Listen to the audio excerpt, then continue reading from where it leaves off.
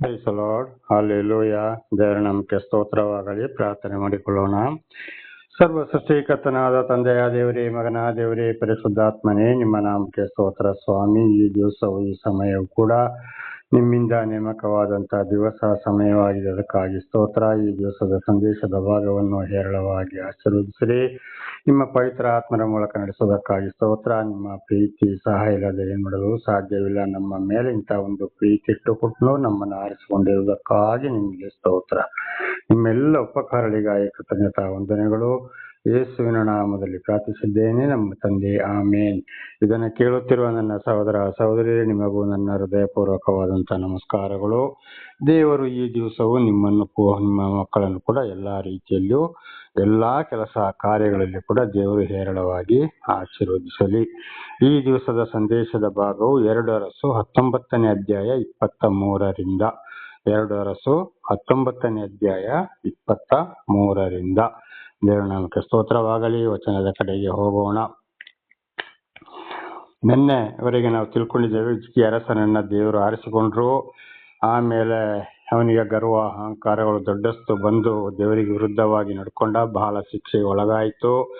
ಆಮೇಲೆ ಹಿಜ್ಕೀಯ ಅರಸ ಸೇವಕರನ್ನು ಯೆಶಾಯನ ಬಳಿಗೆ ಕಳಿಸಿದ್ರು. ಯೆಶಾಯ ಪ್ರವಾದಿಯ ಮೂಲಕ ದೇವರು ಮಾತನಾಡಿದ್ರು. ಆವಾಗ ಅಲ್ಲಿ ಯಾರನ್ನ ದೂಷಣೆ ಮಾಡಿದ್ಯಾ, ಯಾರನ್ನ ನಿಂದಿಸಿದ್ಯಾ, ಯಾರಿಗೆ ವಿರೋಧವಾಗಿ ಬಾಯಿ ತೆಗೆದು ನೀನು ಗದರಿಸಿದ್ಯಾ, ಅವರನ್ನು ಒದರಿದ್ಯಾ, ಸೊಕ್ಕಿನಿಂದ ನೋಡಿದ್ಯಾ, ನಿನ್ನ ದೇವರಾದ ನನ್ನನ್ನಲ್ಲವೇ ಎಂಬುದಾಗಿ ದೇವರು ಯೆಶಾಯನ ಮೂಲಕ ಪ್ರಶ್ನೆ ಮಾಡಿದ್ರು. ಹಾಗೆ ಇದರ ಅರ್ಥ, ದೇವರು ನಮ್ಮನ್ನು ಆರಿಸಿಕೊಂಡ ಮೇಲೆ ಗರ್ವ ಅಹಂಕಾರದಲ್ಲಿ ದೇವರ ವಾಕ್ಯಕ್ಕೆ ವಿರುದ್ಧವಾಗಿ ನಡ್ಕೊಂಡಾಗ ಹಿಜ್ಕೀಯ ಅರಸನಿಗೆ ಬಂದಾಗೆ ಶಿಕ್ಷೆ ಬಂದೇ ಬರ್ತದೆ ಅಂತ ಇದರ ಅರ್ಥ. ಹಾಗೆ ಈಗ 23ನೇ ವಚನಕ್ಕೆ ಹೋಗೋಣ. ನೀನು ನಿನ್ನ ದೂತರ ಮುಖಾಂತರವಾಗಿ ಕರ್ತನನ್ನು ನಿಂದಿಸಿ, ನನ್ನ ರಥ ಸಮೂಹದೊಡನೆ ಪರ್ವತ ಶಿಖರಗಳನ್ನು ಹತ್ತಿದ್ದೇನೆ, ಲೆಬನೋನಿನ ದುರ್ಗಮ ಸ್ಥಳಗಳಿಗೆ ಹೋಗಿದ್ದೇನೆ, ಅದರ ಎತ್ತರವಾದ ದೇವದಾರ ವೃಕ್ಷಗಳನ್ನು ಶ್ರೇಷ್ಠವಾದ ತುರಾಯಿ ಮರಗಳನ್ನು ಕಡಿದು ಬಿಟ್ಟಿದ್ದೇನೆ, ಅಲ್ಲಿನ ಬಹುದೂರ ನಿವಾಸ ಸ್ಥಳ ಉದ್ಯಾನವನಗಳನ್ನು ಪ್ರವೇಶಿಸಿದ್ದೇನೆ. ದೇವರ ನಾಮಕ್ಕೆ ಸ್ತೋತ್ರವಾಗಲಿ. ದೇವರು ಏನ್ ಹೇಳ್ತಾ ಇದ್ದಾನೆ, ನೀನು ನಿನ್ನ ದೂತರ ಮುಖಾಂತರವಾಗಿ ಕರ್ತನನ್ನು ನಿಂದಿಸಿ, ನಾನು ಇಷ್ಟರ ಮಟ್ಟಿಗೆ ಬಂದೆ, ನಾನು ಮಾಡಿದೆ, ನನ್ನಿಂದಲೇ ಆಯಿತು, ನಾನು ಬಹಳ ದೊಡ್ಡವನಾಗಿದ್ದೇನೆ, ನಾನು ಇಂಥ ಸ್ಥಳಕ್ಕೆ ನಾನು ಹೋಗಿದ್ದೇನೆ, ನಾನು ಎತ್ತರವಾಗಿ ಬೆಳೆದಿದ್ದೇನೆ, ನಾನು ಎಲ್ಲವರನ್ನು ಸೋಲಿಸ್ತೇನೆ, ನನಗೆ ಬಿಟ್ಟವರು ಯಾರು ಇಲ್ಲ, ನಾನೇ ಒಂದು ಬಲಾಢ್ಯನು ಅಂತೇಳಿ ನೀನು ನಂಬಿಕೊಂಡಿದ್ದೀಯಲ್ಲ. ಇದರ ಅರ್ಥ ಏನಪ್ಪಾ ಅಂದ್ರೆ, ದೇವರು ಆದುಕೊಂಡ ಮೇಲೆ ದೇವರು ನಮ್ಮನ್ನು ಉನ್ನತ ಸ್ಥಾನಕ್ಕೆ ಏರಿಸುವಾಗ ನಾವು ದೇವರಿಗೆ ಮಹಿಮೆ ತರಬೇಕು.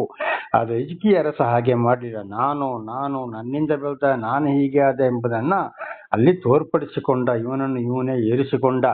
ದೇವರು ನನ್ನನ್ನು ಈ ಮಟ್ಟಕ್ಕೆ ತಂದ್ರು, ನಾನು ಮೊದಲು ಈ ರೀತಿಯಲ್ಲಿ ಇದ್ದೆ ಅಂತೇಳಿ ಅವನು ಹೇಳಲಿಲ್ಲ.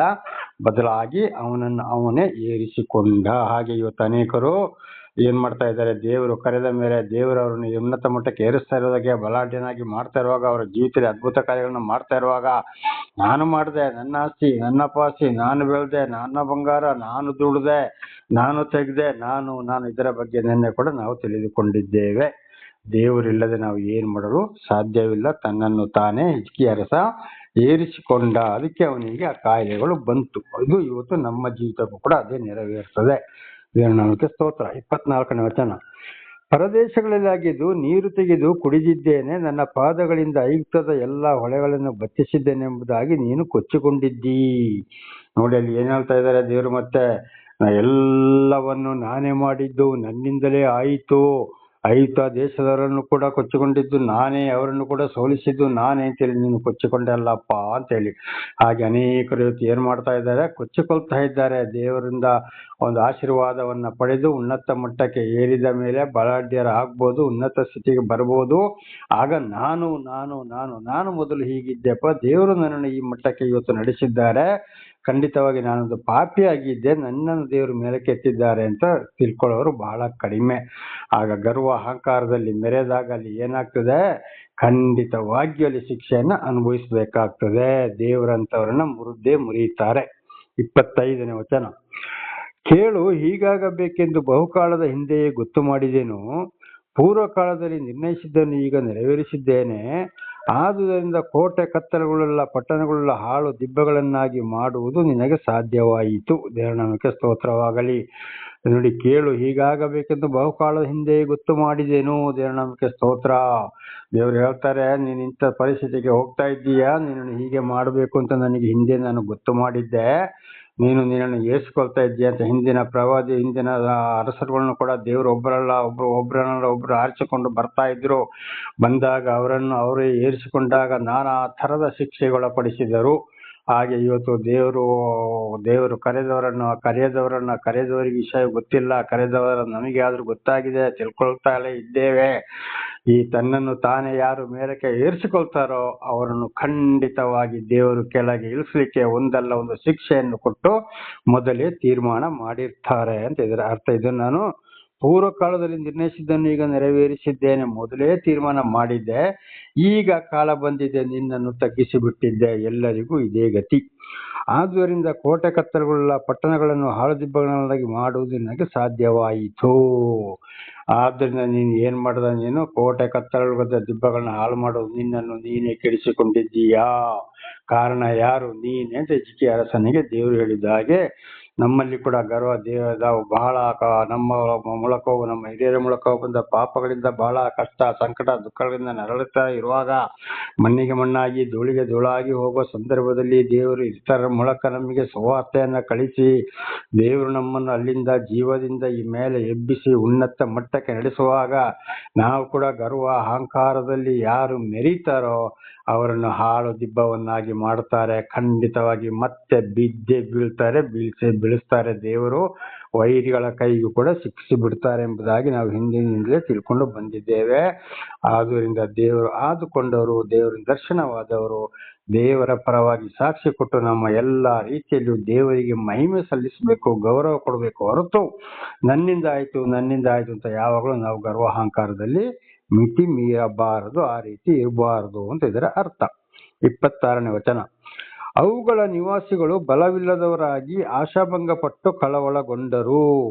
ನೋಡಿ, ಅಂಥವರನ್ನ ಯಾರು ಹಿಂಬಾಲಿಸ್ತಾರೋ, ಓ ಇವನೇ ದೊಡ್ಡ ಅರಸ, ಇವನೇ ಒಂದು ದೊಡ್ಡ ರಾಜ, ಇವನೇ ಒಂದು ಸಾಹುಕಾರ, ಇವನೇ ಒಂದು ಹಣವಂತ ಅಂತೇಳಿ ದೇವರಿಂದ ಆಶೀರ್ವಾದ ಪಡೆದಾಗ ದೇವರನ್ನ ಅರ್ಥಕೊಂಡವರು ಮತ್ತು ಇಂಥ ಒಂದು ಕಠಿಣ ಜನ ಈ ಹಿಜ್ಕೀಯ ಅರಸನಂತ ಹಿಂಬಾಲಿಸಿದವರು ಅವರು ಕೂಡ ಏನಾಗ್ತಾರೆ, ಅಲ್ಲಿ ಬಹಳ ಶಿಕ್ಷೆಗೆ ಒಳಗಾಗ್ತಾರೆ. ಅಂಥವ್ರನ್ನ ಅವ್ರು ಯಾರೇ ಆಗ್ಲಿ ಬಿಟ್ಟು ಜೀವಿಸಬೇಕು ಅಂತ ಇದರ ಅರ್ಥವಾಗಿದೆ. ಅವರು ಹೊಲದ ಕಾಯಿಪಲ್ಯಕ್ಕೂ ಎಲೆಗರಿಕೆಗೂ ಮಾಳಿಗೆಯ ಮೇಲಿನ ಹುಲ್ಲಿಗೂ ಹೊಡೆ ಹಾಯುವುದಕ್ಕಿಂತ ಮೊದಲೇ ಒಣಗಿ ಹೋದ ಪೈರಿಗೂ ಸಮಾನರಾದರು. ನೋಡಿ, ಇಂಥ ಕೆಟ್ಟವರನ್ನ, ಇಂಥ ದೊಡ್ಡ ಗರ್ವ ಅಹಂಕಾರದಲ್ಲಿ ಮೆರೆಯೋರನ್ನ ಯಾರು ಹಿಂಬಾಲಿಸ್ತಾರೆ, ಇವತ್ತು ಅನೇಕ ದೊಡ್ಡ ದೊಡ್ಡ ರೌಡಿಗಳು, ರಾಜಕಾರಣಿಗಳು, ಅನ್ಯಾಯದಿಂದ ನಾನಾ ರೀತಿಯಲ್ಲಿ ಇವತ್ತು ಬೆಳೆದವರು, ನಾನು ತಲೆ ಕೊಚ್ಚಿಕೊಳ್ಳೋರು ಇದ್ದಾರೆ. ಆವಾಗ ಅಂಥವ್ರನ್ನ ಯಾರು ಹಿಂಬಾಲಿಸ್ತಾರ ಅವರು ಕೂಡ ಏನಾಗ್ತಾರೆ, ದೇವರ ಕೋಪಕ್ಕೆ ಗುರಿಯಾಗ್ತಾರೆ, ಬಹಳ ಶಿಕ್ಷೆಗೊಳಗಾಗ್ತಾರೆ. ಅಂಥವರನ್ನ ಬಿಟ್ಟು ಜೀವಿಸಬೇಕು ಅಂತ ಇದರ ಅರ್ಥವಾಗಿದೆ. 27. ನೀನು ಕೂತುಕೊಳ್ಳುವುದು, ಹೋಗುವುದು, ಬರುವುದು ನನಗೆ ಗೊತ್ತುಂಟು. ನೀನು ನನ್ನ ಮೇಲೆ ರೌದ್ರ ವೇಷನಾಗಿರುವುದನ್ನು ಬಲ್ಲೆನು. ನೋಡಿ, ಹಿಜ್ಕೀಯ ಅರಸನಿಗೆ ದೇವರು ಹೇಳ್ತಾ ಇದ್ದಾರೆ, ನೀನು ಹೋಗುವುದು, ಬರೋದು, ಕೂತ್ಕೊಳ್ಳೋದು ಪ್ರತಿ ಒಂದು ನನಗೆ ಗೊತ್ತಿದೆ.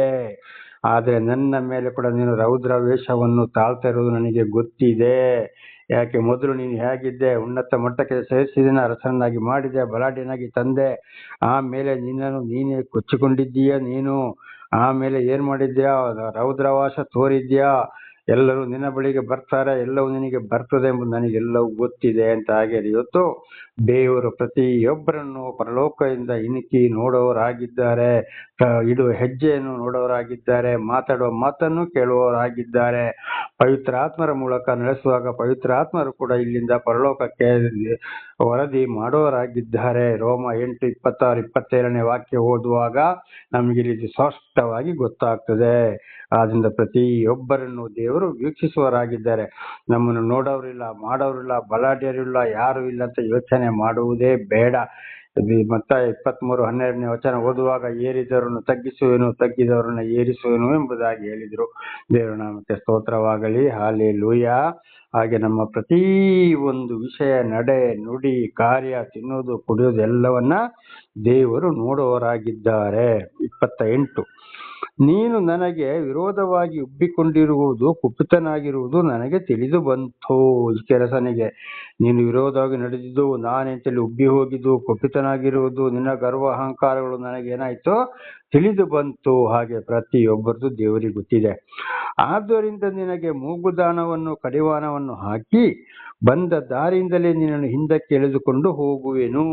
ಆದ್ದರಿಂದ ಏನ್ ಮಾಡಿದೆ, ನಿನ್ನನ್ನು ನಾನು ಉನ್ನತ ಮಟ್ಟಕ್ಕೆ ಏರಿಸಿ ಇವತ್ತು ಉನ್ನತ ಗೌರವ ಸ್ಥಾನದಲ್ಲಿ ಅರಸನನ್ನಾಗಿ ನೇಮಿಸಿದ್ರಿಂದ ತಾನೇ ನಿನಗೆ ಗರ್ವ ಅಹಂಕಾರಗಳು ಬರಕ್ಕೆ ಕಾರಣ. ಆದ್ರಿಂದ ಮೊದಲಿದ್ದ ದಾರಿಗೆ ನಿನ್ನ ಉಪವಾಸ ತೆಗೆದುಕೊಂಡು ಹೋಗ್ಲಿಕ್ಕೆ ನನಗೆ ಗೊತ್ತಿದೆ ಎಂಬುದಾಗಿ ಈ ಅರಸನಿಗೆ ದೇವರು ಹೇಳಿದರು. ದೇವರ ನಾಮಕ್ಕೆ ಸ್ತೋತ್ರವಾಗಲಿ. ಯೆಶಾಯ ಪ್ರವಾದಿಯ ಮುಖಾಂತರ ಹಾಗೆ ಇವತ್ತು ದೇವರು ಆರಿಸಿಕೊಂಡ ಮೇಲೆ ನಮ್ಮನ್ನು ಉನ್ನತ ಮಟ್ಟಕ್ಕೆ ಏರಿಸುವಾಗ, ನಮ್ಮನ್ನು ಬಲಾಢ್ಯನ್ನಾಗಿ ನಡೆಸುವಾಗ, ಎಲ್ಲಾ ರೀತಿಯಲ್ಲಿ ನಾವು ಪುನಃ ಗರ್ವ ಅಹಂಕಾರದಲ್ಲಿ ಉಬ್ಬಿ ದೇವರಿಂದ ದೂರ ಹೋದರೆ ಮೊದಲಿನ ಪರಿಸ್ಥಿತಿಗಿಂತ ಕೆಟ್ಟ ಪರಿಸ್ಥಿತಿ, ಬಹಳ ಶಿಕ್ಷೆಗೆ ನಾವು ಒಳಗಾಗಬೇಕಾಗ್ತದೆ. ಮತ್ತಾಯನ ಬರೆದ ಸುವಾರ್ತೆಯಲ್ಲಿ ಕೂಡ ಯೇಸುಸ್ವಾಮಿ ಅದನ್ನೇ ಹೇಳಿದ್ದು. ಒಬ್ಬನ ಮೈಯಲ್ಲಿ ಒಂದು ದೆವ್ವ ಇತ್ತು, ಅದನ್ನು ಬಿಡಿಸಿದ ಮೇಲೆ ಆ ದೆವ್ವವು ಊರೆಲ್ಲ ಸುತ್ತಿ ಬಂತು. ವಾಪಸ್ ಅವನ ಮನೆಯೊಳಗೆ ನುಗ್ಲಿಕ್ಕೆ ಬರ್ತದೆ. ಆಗ ಮನೆ ಶುಚಿಯಾಗಿರ್ತದೆ, ಆ ದೆವ್ವಕ್ಕೆ ಅಲ್ಲಿಗೆ ಬಂದು ವಾಸ ಮಾಡಕ್ ಆಗೋದಿಲ್ಲ. ಆಗ ದೆವ್ವ ವಾಪಸ್ ಹೋಗಿ ಅದಕ್ಕಿಂತ ಕೆಟ್ಟ 7 ದೆವ್ವಗಳನ್ನು ಕರೆದುಕೊಂಡಾಗ, ಕೆಟ್ಟ 7 ದೆವ್ವಗಳು, ಇದೊಂದು ದೆವ್ವ, 8 ದೆವ್ವ. ಮೊದಲಿದ್ದು ಬರೀ 1 ದೆವ್ವ, ಆಮೇಲೆ 8 ದೆವ್ವಗಳು ಬಂದು ಅವನನ್ನು ಕೆಡಿಸಿಬಿಟ್ಟವು. ಆಗ ಅವನ ಪರಿಸ್ಥಿತಿ ಏನಾಯ್ತು, ಮೊದಲಿಗಿಂತಲೂ ಕೆಟ್ಟು ಹೋಯಿತು. ಹಾಗೆ ದೇವರಿಗೆ ವಿರುದ್ಧವಾಗಿ ನಡ್ಕೊಂಡಾಗ, ಉಬ್ಬಿಕೊಂಡಾಗ, ನಾನೆಂಬ ಗರ್ವ ಅಹಂಕಾರ ದೇವರನ್ನು ತೊಳೆದು ಬಿಟ್ಟಾಗ ದೇವರು ಏನ್ ಮಾಡ್ತಾರೆ, ಮತ್ತೆ ಅವನ ಹಿಂದಿನ ಸೈತಾನ ಮೂಲಕ ಹಿಂದಿನ ಪರಿಸ್ಥಿತಿ ಅದಕ್ಕಿಂತಲೂ ಕಠಿಣ ಸ್ಥಿತಿಗೆ ಹೋಗುವಾಗೆ ಮಾಡ್ತಾರೆ. ಬಹಳ ಶಿಕ್ಷೆಗೊಳಪಡಬೇಕಾಗ್ತದೆ. ಆದ್ದರಿಂದ ನನ್ನ ಸಹೋದರ ಸಹೋದರಿಯರೇ, ದೇವರ ದರ್ಶನವಾದ ಮೇಲೆ ಬಹಳ ಎಚ್ಚರವಾಗಿರಬೇಕು. ದೇವರು ನಮ್ಮನ್ನು ನಡೆಸಿರುವಾಗ, ಉನ್ನತ ಮಟ್ಟಕ್ಕೆ ಏರಿಸಿದಾಗ, ನಮ್ಮ ಮಕ್ಕಳನ್ನು ಒಳ್ಳೆ ರೀತಿಗೆ ತಂದಾಗ ಖಂಡಿತವಾಗಿ ನಮ್ಮಲ್ಲಿ ಎಲ್ಲಾ ರೀತಿ ಒಳ್ಳೇದಾಗ್ತಾ ಬರುವಾಗ ದೇವರಿಗೆ ಸ್ತೋತ್ರ ಸಲ್ಲಿಸಬೇಕು. ಗರ್ವ ಅಹಂಕಾರ ಅಲಂಕಾರಗಳು ಇವ್ರನ್ನ ನೋಡ್ಬೋದು, ಅವರಾಗೆ ನಾನು ಆಗ್ಬೇಕು, ನಾನೇನು ಕಡಿಮೆ, ನಾನು ಮಾಡಿದೆ ಅಂತೇಳಿ ಕೆಲವರು ಇದೇ ರೀತಿ ಮಾಡ್ತಾರೆ. ಅದೇ ಪರಿಸ್ಥಿತಿಯಲ್ಲಿ ಅವರಿಗೆ ಸ್ವಲ್ಪ ಕಷ್ಟ ಬಂದಾಗ, ಅಯ್ಯೋ ಹೋಗಿ ಬ್ರದರ್, ಏನ್ ಮಾಡೋದು ಬ್ರದರ್ ಎಂಬ ದೇವರನ್ನ ಸ್ವಲ್ಪ ದೂಷಣೆ ಮಾಡೋರಾಗಿದ್ದಾರೆ. ಬಹಳ ಎಚ್ಚರವಿರಬೇಕು ನನ್ನ ಸಹೋದರ ಸಹೋದರಿಯರೇ. ಯಾವಾಗ ಪೆಟ್ಟು ಬೀಳ್ತದೆ ಅಂತ ಗೊತ್ತಿಲ್ಲ. ದೇವರ ನಾಮಕ್ಕೆ ಸ್ತೋತ್ರವಾಗಲಿ. ಹಾಗೆ ಇಲ್ಲ, ಒಂದು ವೇಳೆ ಹಾಗೆ ಮತ್ತೆ ಹಿಂದಿರುಗಿ ಹೋಗುವುದಾದರೆ ಶೋಧನೆಗೆ ಒಳಪಡಿಸಬಹುದು. ಇವರು ಏನ್ ಮಾಡ್ತಾರೆ ನೋಡೋಣಪ್ಪ, ಇವರಿಗೆ ಕಷ್ಟ ಸಂಕಟ ದುಃಖಗಳು ಸಿಕ್ಕಿದಾಗ ಎಂಬುದಾಗಿ ಆ ಶೋಧನೆ ಸಮಯದಲ್ಲಿ ಕೂಡ ಏನೇ ಆಗಲಿ ನೀನೇಪ್ಪ ಅಂತೇಳಿ ನಾವು ಜಯಿಸಬೇಕು. ಒಂದು ವೇಳೆ ಕಷ್ಟ ಬಂತು ಅಂತೇಳಿ ಕೊರಗಿ ದೇವರನ್ನು ದೂಷಣೆ ಮಾಡಿ ಹೋಗುವುದಾದರೆ ಖಂಡಿತವಾಗಿ ನಾವು ಅಲ್ಪ ವಿಶ್ವಾಸಿಗಳಾಗ್ತೇವೆ. ಆಗ ಏನಾಗ್ತದೆ, ಹಿಂದಿನ ಪರಿಸ್ಥಿತಿಯೇ ದೇವರು ನಮ್ಮನ್ನು ತಳ್ಳಿ ಬಿಡ್ತಾರೆ, ಕೈ ಬಿಟ್ಟು ಬಿಡ್ತಾರೆ. ಬಹಳ ಎಚ್ಚರ. 29ನೇ ವಚನ ಎಂಬುದಾಗಿ ಹೇಳಿದ್ದಾನೆ. ಈ ಮಾತುಗಳು ನೆರವೇರುವುದೆಂಬುದಕ್ಕೆ ನೀವು ಈ ವರ್ಷದಲ್ಲಿ ಕೂಳೆ ಬೆಳೆಯನ್ನು, ಮುಂದಿನ ವರ್ಷದಲ್ಲಿ ತನ್ನಷ್ಟಕ್ಕೆ ತಾನೇ ಬೆಳೆದುದನ್ನು, 3ನೇ ವರ್ಷ ಹೊಲಗಳಲ್ಲಿ ಬಿತ್ತಿ ಕೊಯ್ದದ್ದನ್ನು, ದ್ರಾಕ್ಷಿ ತೋಟಗಳಲ್ಲಿ ವ್ಯವಸಾಯ ಮಾಡಿ ಕೂಡಿಸಿದ್ದನ್ನು ಅನುಭವಿಸುವುದೇ ಗುರುತಾಗಿರುವುದು. ಇದು ಹೇಗೆಪ್ಪ ಗೊತ್ತಾಗ್ತದೆ ಅಂದ್ರೆ, ಮೊದಲು ದೇವರನ್ನು ಅರಿತುಕೊಂಡ ಮೇಲೆ ದೇವರು ನಡೆಸುವಾಗ ಉನ್ನತ ಮಟ್ಟದಲ್ಲಿ ಏರಿಸೋಕ್ಕಿಂತ ಕಷ್ಟ, ಕೂಳೆ ಬೆಳೆ, ಊಟಕ್ಕಿಲ್ಲ, ಬಟ್ಟೆಗಿಲ್ಲ, ದುಡ್ಡು ಇಲ್ಲ, ನಾನಾ ರೀತಿಯಲ್ಲಿ ಬಹಳ ಕಷ್ಟ ಸಂಕಟ ದುಃಖಗಳಿಗೆ ಅಲ್ಲಿ ಗುರಿಯಾಗಬೇಕಾಗ್ತದೆ 3 ವರ್ಷದವರೆಗೆ. ಆವಾಗ ಅಯ್ಯೋ ಅಂತೇಳಿ ಪಶ್ಚಾತ್ತಾಪ ಪಟ್ಟಾಗ ಮತ್ತೆ 3ನೇ ವರ್ಷದಲ್ಲಿ ದೇವರು ಪುನಃ ಏನ್ ಮಾಡ್ತಾರೆ, ಅಲ್ಲಿ ಅದನ್ನ ನಾವು ಈ 3 ವರ್ಷ ಕಷ್ಟ ಸಂಕಟ ದುಃಖವನ್ನು ಅನುಭವಿಸುವುದೇ ಗುರುತು. ಈಗ ನೋಡಿ, ಎಲಿಯ ಪ್ರವಾದಿಯ ಮೂಲಕ ಏನ್ ಮಾಡಿದ್ರು, 3 ವರ್ಷ 6 ತಿಂಗಳು ಮಳೆ ಬರಲಿಲ್ಲ. ಕಾನಾನ್ ದೇಶದಲ್ಲಿ ಏನಾಯ್ತು, ಬಹಳ ಕಷ್ಟ ಸಂಕಟ ಬರಗಾಲ ಬಂದು ಹೋಯಿತು. ಕಾರಣ ಅಲ್ಲಿ ಅವರು ಮಾಡಿದಂತ ಎಲಿಯ ಪ್ರವಾದಿನ ಹೀಯಾಳಿಸಿದ್ದು, ದೇವರನ್ನು ಹೀಯಾಳಿಸಿದ ಶಿಕ್ಷೆ ಅದುವೇ 3 ವರ್ಷ ಇಲ್ಲಿ ಸೂಚಿಸ್ತಾ ಇದೆ. ಯಾರು ದೇವರಿಗೆ ವಿರುದ್ಧವಾಗಿ ನಡ್ಕೊಳ್ತಾರೋ, ಕಡೆಗೆ ನಾನು ನನ್ನ ಗರ್ವಾಂಕರದಲ್ಲಿ ಮೆರೆಯುತ್ತಾರೋ ಅಂಥವರಿಗೆ ಮತ್ತೆ 3 ವರ್ಷ ಬಹಳ ಶಿಕ್ಷೆಗೆ ಒಳಪಡಿಸ್ತಾರೆ. ತಿನ್ನಕ್ಕಿಲ್ಲ, ಊಟಕ್ಕಿಲ್ಲ, ಯಾವುದಕ್ಕೂ ಇಲ್ಲ. ಅಯ್ಯೋ ನಮ್ಮ ಪರಿಸ್ಥಿತಿ ಈ ರೀತಿ ಬಂತಲ್ಲ ಎಂಬುದಾಗಿ ಗೊಣಗಾಡಬೇಕಾಗ್ತದೆ. ತಪ್ಪು ಯಾರದು? ದೇವರಿಗೆ ವಿರುದ್ಧವಾಗಿ ಹೋದವ್ರದ್ದು. ಹಿಜ್ಕೀಯ ಅರಸನಾಗಿ ಗರ್ವ ಅಹಂಕಾರದಲ್ಲಿ ಯಾರು ಮೆರೀತಾರೋ ಅವರದ್ದು. ಹಾಗೆ ನಮ್ಮ ಜೀವಿತದಲ್ಲಿ ಕೂಡ ಬಹಳ ಎಚ್ಚರವಾಗಿರಬೇಕು. 30ನೇ ವಚನ, ತಪ್ಪಿಸಿಕೊಂಡು ಉಳಿದ ಯಹೂದ್ಯರು ದೇಶದಲ್ಲಿ ನೆಲೆಗೊಂಡು ಅಭಿವೃದ್ಧಿಯಾಗುವರು. ನೋಡಿ, ಇದರಿಂದ ತಪ್ಪಿಸಿಕೊಂಡು ದೇವರ ವಾಕ್ಯಕ್ಕೆ ವಿಧೇಯರಾಗಿ ಯಾರು ಜೀವಿಸ್ತಾರೋ ಅವರು ಎಷ್ಟೋ ಕಷ್ಟ ಸಂಕಟ ದುಃಖ ಬಂದುಕೊಂಡು ಪಶ್ಚಾತ್ತಾಪ ಪಟ್ಟುಕೊಂಡು ದೇವರೇ ನಿನ್ನದಪ್ಪ, ನೀನು ಕೊಟ್ಟಿದ್ದಪ್ಪ, ನಿನಗೆ ಸ್ತೋತ್ರ ಅಂತ ಹೇಳಿ ಒಂದು ಕೃತಜ್ಞತಾ ಸ್ತೋತ್ರವನ್ನು ಸಲ್ಲಿಸಿಕೊಂಡು ಯಾರು ಜೀವಿಸ್ತಾರೋ ಅವರು ಅಭಿವೃದ್ಧಿ ಆಗ್ತಾರೆ. ದೇವರ ನಾಮಕ್ಕೆ ಸ್ತೋತ್ರ. ಗರ್ವ ಅಹಂಕಾರದಲ್ಲಿ ಮೆರೆದವರನ್ನ ದೇವರು ತಳ್ಳಿ ಬಿಡ್ತಾರೆ. ಇವು ಉಳಿದವರು ದೇವರಿಗೆ ವಿಧೇಯರಾಗಿ ನಡ್ಕೊಂಡ್ರೆ ದೇವರವರನ್ನ ಅಭಿವೃದ್ಧಿ ಮಾಡ್ತಾರೆ. ದೇವರ ನಾಮಕ್ಕೆ ಸ್ತೋತ್ರವಾಗಲಿ. 31ನೇ ವಚನ.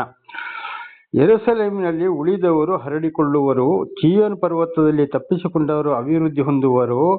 ಯೆಹೋವನ ಆಗ್ರಹವೇ ಇದನ್ನು ನೆರವೇರಿಸುವುದು. ನೋಡಿ, ದೇವರ ವಾಕ್ಯಗಳಿಗೆ ಸರಿಯಾಗಿ ವಿಧೇಯರಾಗಿ ಇಂಥ ಕೆಟ್ಟ ತನ್ನನ್ನು ತಾನೇ ಒಪ್ಪಿಸಿಕೊಂಡು ಗರ್ವ ಅಹಂಕಾರದಲ್ಲಿ ಯಾರು ಮೆರೀತಾರೋ ಅಂಥವ್ರನ್ನ ತಪ್ಪಿಸಿಕೊಂಡು ಅಂಥವರಿಂದ ತಪ್ಪಿ ದೇವರಲ್ಲಿ ಭರವಸೆ ಇಟ್ಟು ದೇವರನ್ನೇ ಯಾರು ಹಿಂಬಾಲಿಸಿ ನಡೀತಾರೋ, ದೇವರ ವಾಕ್ಯವನ್ನು ಕೈಗೊಂಡು ನಡೀತಾರೋ ಅವರು ಏನ್ ಮಾಡ್ತಾರೆ, ಅಂಥವರನ್ನು ದೇವರೇ ಆಶೀರ್ವದಿಸ್ತಾರೆ ಅಂತ ಇದರ ಅರ್ಥವಾಗಿದೆ. ಇದು ನನ್ನ 31 ವರ್ಷ ಕ್ರೈಸ್ತ ಜೀವಿತದಲ್ಲಿ ಬಹಳಷ್ಟು ನೋಡಿದ್ದೇನೆ, ನೋಡ್ತಾಳೆ ಇದ್ದಾನೆ. ಮೇಲೆ ಏರ್ಸ್ಕೊಂಡವರು ನಾನು ನನ್ನ ಹೇಳೋರು ಅನೇಕರು ಕಾಯಿಲೆ ಕಸ ಕಷ್ಟ ಸಂಕಟ ದುಃಖಗಳಲ್ಲಿ ಬಹಳ ಶಿಕ್ಷೆ ಒಳಪಟ್ಟು ಈ ಭೂಲೋಕದ ಜೀವನವನ್ನು ಕೂಡ ಅಂತ್ಯಗೊಳಿಸಿದ್ದಾರೆ. ಈಗಲೂ ಅಂಥವರು ಬಹಳ ಶಿಕ್ಷೆಯನ್ನ ಅನುಭವಿಸ್ತಲೇ ಇದ್ದಾರೆ. ಇದು ಕಾರಣ ಅವರವರ ಗರ್ವ ಅಹಂಕಾರಗಳು. 32ನೇ ವಚನ. ಯೆಹೋವನು ಅಶ್ಶೂರದ ಅರಸನ ವಿಷಯವಾಗಿ ನನ್ನ ಮಾತನ್ನು ಕೇಳು. ಅವನು ಪಟ್ಟಣವನ್ನು ಸಮೀಪಿಸುವುದಿಲ್ಲ, ಅದಕ್ಕೆ ಬಾಣವನ್ನು ಎಸೆಯುವುದಿಲ್ಲ, ಗುರಾಣಿ ಹಿಡಿದವರನ್ನು ಕಳುಹಿಸುವುದಿಲ್ಲ, ಅದನ್ನು ಕೆಡವಿ ಬಿಡುವುದಕ್ಕೋಸ್ಕರ ಅದರ ಎದುರಾಗಿ ಮಣ್ಣಿನ ದಿಬ್ಬವನ್ನು ಮಾಡುವುದಿಲ್ಲ. ಯಶೂರದ ಅರಸ ಏನ್ ಮಾಡ್ದ, ಅವನನ್ನು ದೇವರ ಅರಸನನ್ನಾಗಿ ನೇಮಿಸಿದ್ರು. ಆದರೆ ದೇವರಿಗೆ ವಿರುದ್ಧವಾಗಿ ನಡ್ಕೊಂಡ. ಯಾವುದೇ ರೀತಿಯಲ್ಲಿಯೂ ಅವನು ಇನ್ನು ಆಶೀರ್ವಾದ ಹೊಂದುವುದಿಲ್ಲ. ಬಹಳ ಕಷ್ಟ ಸಂಕಟ ದುಃಖಗಳನ್ನು ಅನುಭವಿಸಬೇಕಾಗ್ತದೆ. ವಿರೋಧಿಗಳನ್ನ ಜಯಿಸಕ್ಕೂ ಆಗುವುದಿಲ್ಲ, ಯುದ್ಧವನ್ನು ಜಯಿಸಕ್ಕೂ ಅವನಿಗೆ ಆಗುವುದಿಲ್ಲ ಎಂಬುದಾಗಿ ದೇವರು ಯೆಶಾಯನ ಮೂಲಕ ಹಿಜ್ಕೀಯ ಅರಸನಿಗೆ ತಿಳಿಸಿದರು. ಹಾಗೆ ಇವತ್ತು ದೇವರಿಗೆ ವಿರುದ್ಧವಾದ್ರೆ ಖಂಡಿತವಾಗಿ ದೇವರು ಕೈ ಬಿಟ್ಟಾಗ ಯಾವುದೇ ಕಾರ್ಯಗಳು ನೆರವೇರುವುದಿಲ್ಲ, ಒಳ್ಳೇದಾಗೋದಿಲ್ಲ, ಉದ್ಧಾರ ಆಗೋದಿಲ್ಲ. ಮಕ್ಕಳಿಗೂ ಮುಂದೆ ಕಷ್ಟ ಇದೆ. ಹೆತ್ತ ತಂದೆಯ ದೋಷಫಲ 3-4 ಮಕ್ಕಳ ತಲೆಮಾರಿಗೆ ಎಂಬುದಾಗಿ ಇದನ್ನು ಬಹಳ ಸಲ ತಿಳಿದುಕೊಂಡಿದ್ದೇವೆ. ವಿಮೋಚನಕಾಂಡ 20:5-6 ಮತ್ತು 34:7 ಕೀರ್ತನೆ 109 ತಾಯಿಯ ಪಾಪ ಅಳಿದು ಹೋಗದಿರಲಿ ಎಂಬುದಾಗಿ ಕೂಡ ನಾವು ಓದಿಕೊಂಡಿದ್ದೇವೆ. ದೇವರ ನಾಮಕ್ಕೆ ಸ್ತೋತ್ರವಾಗಲಿ. ಹಾಗೆ ಬಹಳ ಎಚ್ಚರವಾಗಿರಬೇಕು. ಯಾವುದೇ ರೀತಿಗೂ ಮತ್ತೆ ನಮಗೆ ಜಯಿಸಲು ಸಾಧ್ಯವೇ ಇಲ್ಲ. ಆದ್ದರಿಂದ ನಮ್ಮಲ್ಲಿ ದೇವರು ಆದುಕೊಂಡ ಮೇಲೆ ನಮ್ಮನ್ನು ನಡೆಸ್ತಾ ಇರುವಾಗ ಉನ್ನತ ಮಟ್ಟಕ್ಕೆ ಏರಿದಾಗ ದೇವರಿಂದಲೇ ಆಯ್ತು ಅಂತೇಳಿ ದೇವರಿಗೆ ಸ್ತೋತ್ರ ಹೇಳಿಕೊಂಡು ಇತರರಿಗೆ ಸಾಕ್ಷಿ ಹೇಳಿಕೊಂಡು ಹೋಗೋದನ್ನ ಬಿಟ್ಟು ನಾನು ನನ್ನಂತೇಳಿ ಗರ್ವ ಅಹಂಕಾರದಲ್ಲಿ ಮೆರೆದರೆ ದೇವರು ಖಂಡಿತವಾಗಿ ದಬ್ಬಿ ಬಿಡ್ತಾನೆ. 33ನೇ ವಚನ. ಅವನು ಬಂದ ದಾರಿಯಿಂದಲೇ ಹಿಂದಿರುಗಿ ಹೋಗುವನು, ಈ ಪಟ್ಟಣಕ್ಕೆ ಬರುವುದೇ ಇಲ್ಲ. ನೋಡಿ, ಏನ್ ಮಾಡ್ತಾನೆ, ಅವನು ಯಾವ ದಾರಿಲೇ ಬರ್ತಾನೆ ಅದರಲ್ಲೇ ಆದ್ರೆ ಅವನ ಹಿಂದಿನ ಪರಿಸ್ಥಿತಿ ಏನಿತ್ತು ಅದೇ ದಾರಿಗೆ ಹೋಗ್ತಾನೆ. ಯಾವುದೇ ಕಾರಣಕ್ಕೂ ದೇವರ ಆಶೀರ್ವಾದ ಮತ್ತೆ ಅವನಲ್ಲಿ ಇಲ್ಲ. ಬಹಳ ಸೋಲನ್ನ ಅನುಭವಿಸಬೇಕಾಗ್ತದೆ ಗರ್ವ ಅಹಂಕಾರದಲ್ಲಿ ಮೆರೆದಾಗ, ದೇವರ ವಾಕ್ಯಕ್ಕೆ ಕಿವಿಗೊಟ್ಟು ವಿಧೇಯರಾಗದೇ ಇದ್ದಾಗ ಅಂತ ಇದರ ಅರ್ಥ. 34. ನನಗೋಸ್ಕರವಾಗಿಯೂ ನನ್ನ ಸೇವಕನಾದ ದಾವೀದನಿಗೋಸ್ಕರವಾಗಿಯೂ ಇದನ್ನು ಉಳಿಸಿ ಕಾಪಾಡುವೆನೆಂದು ಹೇಳುತ್ತಾನೆ ಎಂಬುದೇ. ಯಾವುದನ್ನ? ಜೆರುಸಲೇಮನ. ದೇವರ ನಾಮಕ್ಕೆ ಸ್ತೋತ್ರವಾಗಲಿ. ದಾವೀದನು ದೇವರ ಮಾತನ್ನ ಕೇಳಿ ಸಂಪೂರ್ಣವಾಗಿ ವಿಧೇಯನಾಗಿ ನಡೆದ. ಬಹಳ ನೋಡಿ, ಅಂತ ಗಲಾತ್ಯನನ್ನು ಕೂಡ ಏನ್ ಮಾಡದ, ಒಂದೇ ಒಂದು ಕಲ್ಲಿನಿಂದ ಅವನ ಹಣೆಗೆ ಬಿಲ್ಲಲ್ಲಿ ಹೊಡೆದು ಅವನು ಬೀಳುವಾಗೆ ಮಾಡಿದ. ತಲೆಯನ್ನ ಕತ್ತರಿಸಿ ಜೆರುಸಲೇಮಿಗೆ ತೆಗೆದುಕೊಂಡು ಹೋದ. ಆಗ ಏನ್ ಮಾಡ್ದ, ನಾನು ನನ್ನದು ಅಂತ ನನ್ನಿಂದ ಆಯ್ತು ನನ್ನದಿಂದ ಆಯ್ತು ಅಂತ ಏನಾದ್ರೂ ಉಬ್ಬಿಕೊಂಡ್ರ ದಾವೀದರ ಹೆಸರು ಉಬ್ಬಿಕೊಳ್ಳಲಿಲ್ಲ. ಆದ್ದರಿಂದ ನಾವು ಹೆಸರು ನನಗೋಸ್ಕರವಾಗಿಯೂ ನನ್ನ ಸೇವಕನಾದ ದಾವೀದನಿಗೋಸ್ಕರವಾಗಿಯೂ ಇದನ್ನು ಉಳಿಸಿ ಕಾಪಾಡುವೆನು ಎಂದು ಹೇಳುತ್ತಾನೆ ಎಂಬುದೇ ದೇವರ ನಾಮಕ್ಕೆ ಸ್ತೋತ್ರ.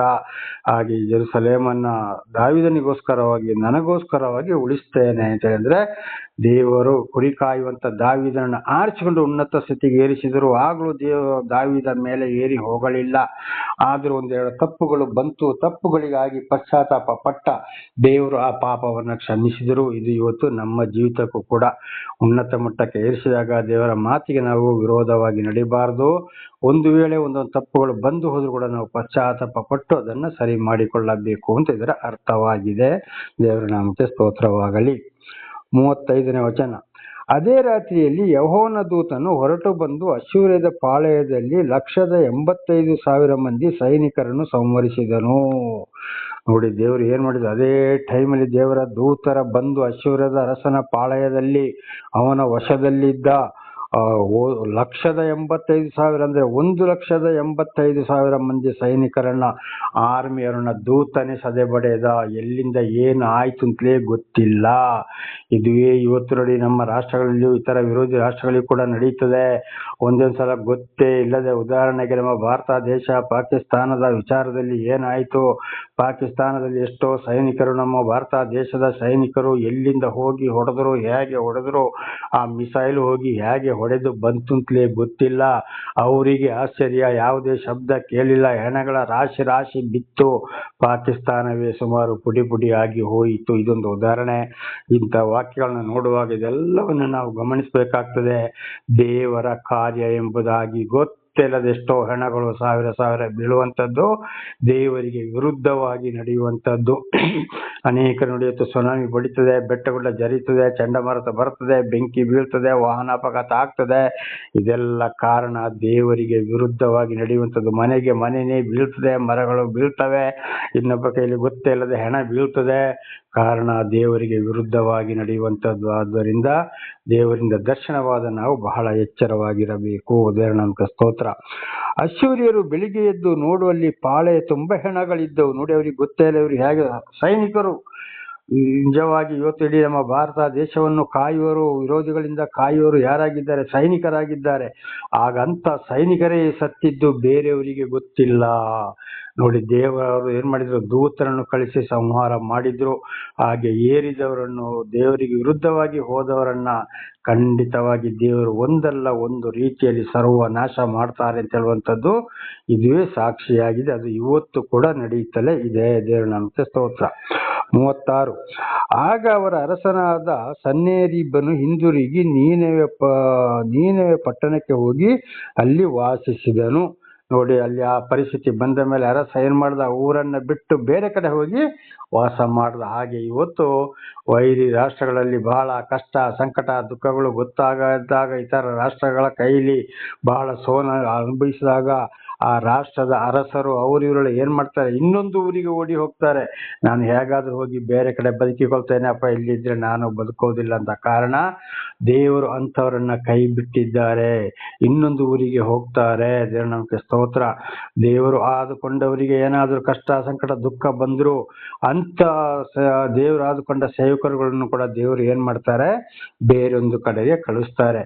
ಆದ್ರೆ ಗರ್ವ ಅಹಂಕಾರದಲ್ಲಿ ಬಿಟ್ಟವ್ರದೇ ಬೇರೆ, ದೇವರು ಆರಿಸಿಕೊಂಡವರದ್ದೇ ಬೇರೆಯಾಗಿದೆ. ದೇವರ ನಮಗೆ ಸ್ತೋತ್ರ. 37.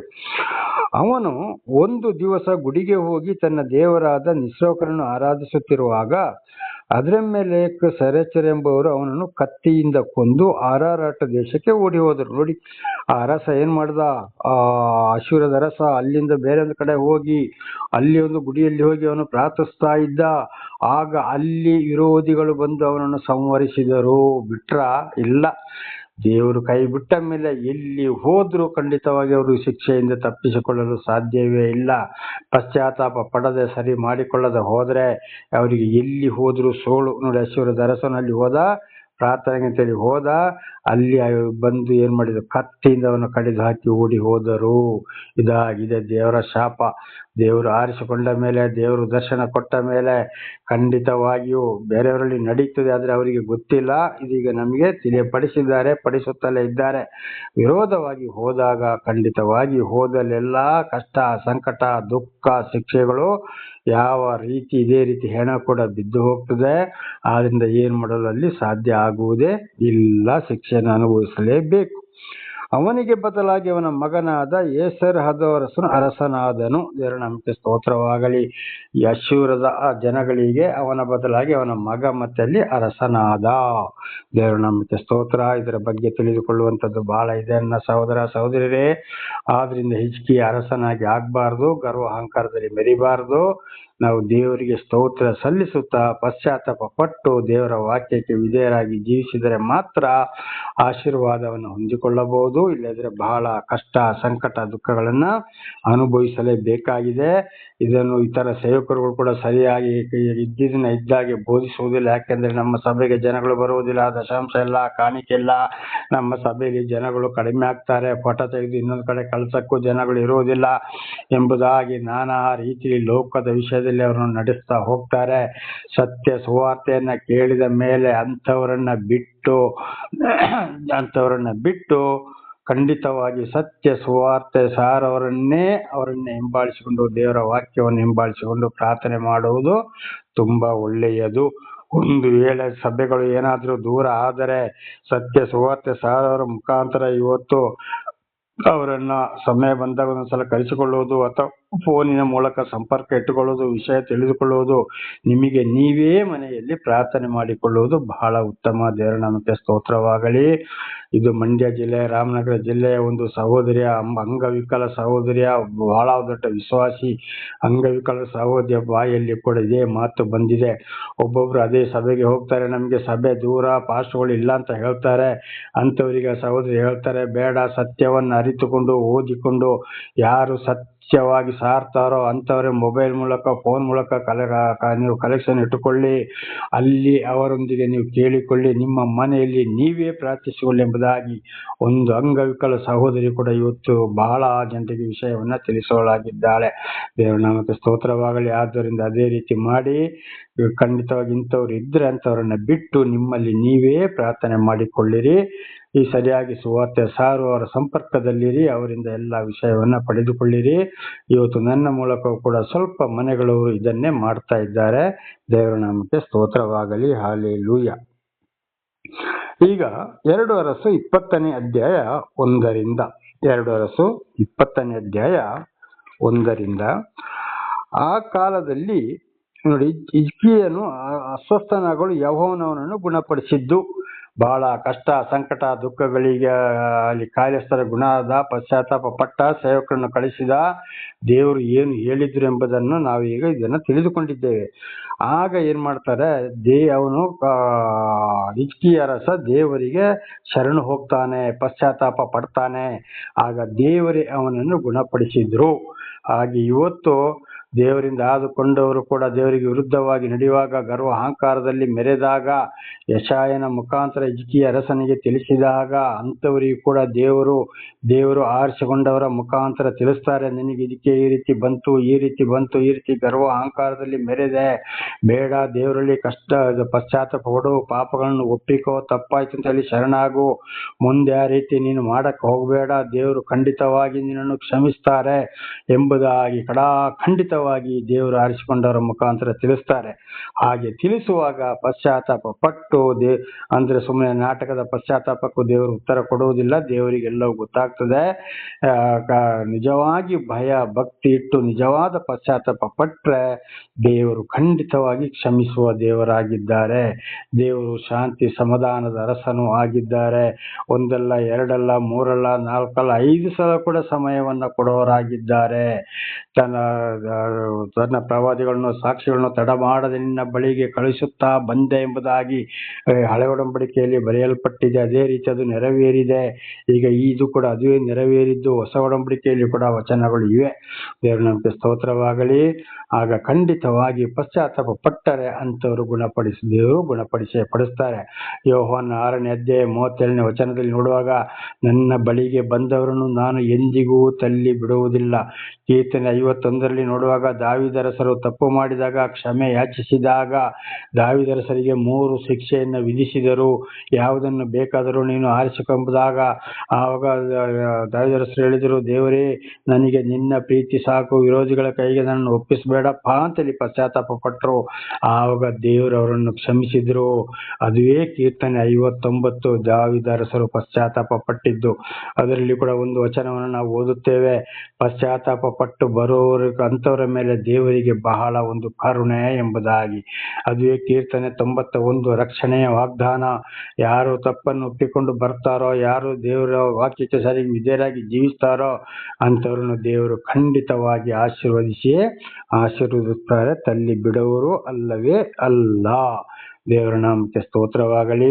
ಹಾಗೆ ದೇವರು ನಮ್ಮನ್ನು ಆರಿಸಿಕೊಂಡಾಗ, ಉನ್ನತ ಮಟ್ಟದಲ್ಲಿ ಬಹಳ ಕಷ್ಟ ಸಂಕಟ ದುಃಖಗಳಿಂದ ಮೇಲೆ ಎತ್ತಿದಾಗ ದೇವರು ಏನು ಹೇಳ್ತಾರೆ ಅಂತ ಕೇಳಿಕೊಂಡು ಅದರಂತೆಯೇ ನಾವು ಜೀವಿಸಬೇಕು. ದಯವಿಟ್ಟು ಸುಳ್ಳು ಬೋಧಕರು ಈ ಪ್ರವಾದಿ ಹೇಳೋರನ್ನ, ಅವರ ಮುಖ ನೋಡಿ ಮಾತಾಡೋವರನ್ನ, ಅಥವಾ ಹಣಕ್ಕಾಗಿ ಆಸೆ ಪಡೋರನ್ನ, ನಾನಾ ಥರದ ವೇಷ ಬದಲಾಯಿಸಿಕೊಂಡು ಮನೆ ಬಾಗಿಲಿಗೆ ನಾನಾ ಥರದ ಏನೇನೋ ಹೇಳಿಕೊಂಡು, ಒಂದು ಬ್ಯಾಗ್ ಹಾಕೊಂಡು, ಕೈಯಲ್ಲಿ ಒಂದು ಕೋಲು ಹಾಕೊಂಡು, ನಾನಾ ಥರದ ಬಟ್ಟೆಗಳನ್ನೆಲ್ಲ ಹಾಕೊಂಡು ಬರಬಹುದು. ಇಂಥ ವೇಷಧಾರಿಗಳ ಬಗ್ಗೆ ಗಮನ ಕೊಡಬೇಡಿ, ಅವರಿಗೆ ಗೌರವ ಕೊಡಬೇಡಿ. ಇಲ್ಲಿ ಅವರನ್ನು ಶಾಂತಿ ಸಮಾಧಾನದಿಂದ ಇನ್ನು ಮುಂದೆ ಬರಬೇಡಪ್ಪ ಅಂತ ಹೇಳಿ ಕಳುಹಿಸಿರಿ. ಅವರು ಯಾವ ಧರ್ಮದವರೇ ಇರ್ಬೋದು, ಯಾವ ಗುರುಜಿಗಳಿರ್ಬೋದು, ಯಾವ ಸ್ವಾಮೀಜಿಗಳಿರ್ಬೋದು, ಯಾವ ಪಾಸ್ಟರ್ಗಳಿರ್ಬೋದು, ಯಾವ ಫಾದರ್ಗಳೇ ಇರ್ಬೋದು, ಯಾವ ರೆವಿಡೆಂಟ್ಗಳಿರ್ಬೋದು, ಯಾವುದೇ ಬಿಷಪ್ಗಳಿರ್ಬೋದು, ಬಹಳ ಎಚ್ಚರ. ಪ್ರಾರ್ಥನೆ ಮಾಡಿಕೊಳ್ಳೋಣ. ನಾಳೆಗೂ ಮತ್ತೆ ಮುಂದೆ ಮುಂದುವರಿಯುತ್ತದೆ. ದೇವರ ನಾಮಕ್ಕೆ ಸ್ತೋತ್ರ. ಸರ್ವ ಸೃಷ್ಟಿಕರ್ತನ ತಂದೆಯ ದೇವರೇ, ಮಗನ ದೇವರೇ, ಪರಿಶುದ್ಧಾತ್ಮನೇ, ನಿಮ್ಮ ನಾಮಕ್ಕೆ ಸ್ತೋತ್ರ. ಇವತ್ತಿನೊಂದು ಸಂದೇಶವನ್ನು ನನ್ನ ಸಹೋದರ ಸಹೋದರಿಗೆ ತಿಳಿಸಲು ನೀವು ಆಶೀರ್ವಾದ ಮಾಡಿದಕ್ಕಾಗಿ ಸ್ತೋತ್ರ. ನಾನು ಕೂಡ ಹೆಚ್ಚಾಗಿ ಅರ್ಥಪೂರ್ಣವಾಗಿ ತಿಳಿದುಕೊಳ್ಳುವಂತೆ ನೀವು ಮಾಡ್ತಾ ಇರೋದಕ್ಕಾಗಿ ಸ್ತೋತ್ರ. ನಿಮ್ಮ ಪವಿತ್ರ ಆತ್ಮರ ಮೂಲಕ ನಡೆಸ್ತಾ ಇರೋದಕ್ಕಾಗಿ ಸ್ತೋತ್ರ. ಇದನ್ನು ಕೇಳುತ್ತಿರುವ ನನ್ನ ಸಹೋದರ ಸಹೋದರರು ಹಾಗೂ ನಾನು ಕೂಡ ಅನೇಕ ರೀತಿಯಲ್ಲಿ ತಪ್ಪಿ ಹೋಗಿರಬಹುದು ಸ್ವಾಮಿ. ಆದ್ದರಿಂದ ಪಾಪ ಪರಿಹಾರ ರಕ್ಷಣೆ ನಿಮ್ಮಿಂದಲೇ. ನಿಮ್ಮ ಪ್ರೀತಿ ಸಹಾಯದ ಯಾರೂ ರಕ್ಷಣೆ ಹೊಂದಲು ಸಾಧ್ಯವಿಲ್ಲ. ನಿಮ್ಮೆಲ್ಲ ಉಪಕಾರಗಳಿಗಾಗಿ ಕೃತಜ್ಞತಾ ವಂದನೆಗಳು. ಯೇಸುವಿನ ನಾಮದಲ್ಲಿ ಪ್ರಾರ್ಥಿಸಿದ್ದೇನೆ ನಮ್ಮ ತಂದೆ, ಆಮೇನ್. ಇದನ್ನು ಕೇಳುತ್ತಿರುವ ನನ್ನ ಸಹೋದರ ಸಹೋದರಿ, ನಿಮಗೂ ನನ್ನ ಹೃದಯಪೂರ್ವಕವಾದಂಥ ಧನ್ಯವಾದಗಳು. ದೇವರು ನಿಮ್ಮನ್ನು, ನಿಮ್ಮ ಮಕ್ಕಳನ್ನು ಕೂಡ ಎಲ್ಲಾ ರೀತಿಯಲ್ಲೂ ಹೇರಳವಾಗಿ ಆಶೀರ್ವದಿಸಲಿ.